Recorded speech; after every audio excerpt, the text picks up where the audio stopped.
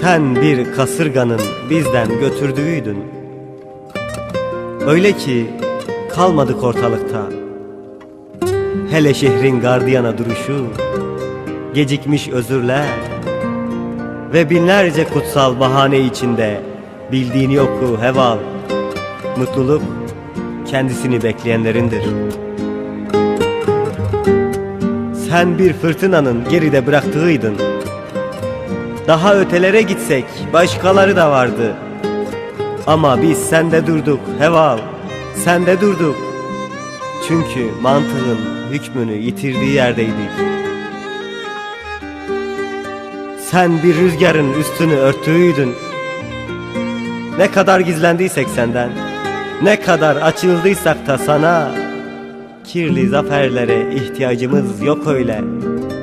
Biz onurlu yenilgilerin büyüttüğü çiçekleriz. Ve aşkın acı söyler avazelal. İstenmediğimiz yerden gitmesini biliriz.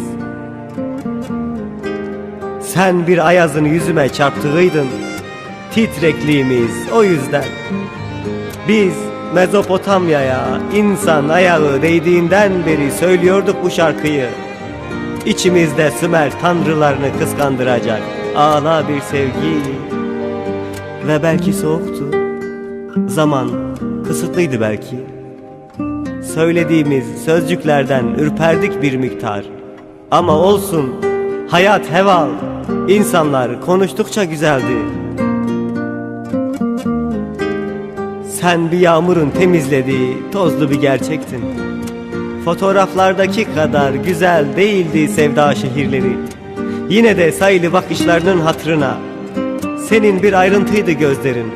Altını çizdik ve geçtik. Aynı muameleyi hayata da yaptık, gücenme.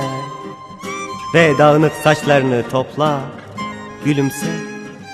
Sahip çıkar gibi artığına ekmeğin, sahip çık sevdiğine her kimse.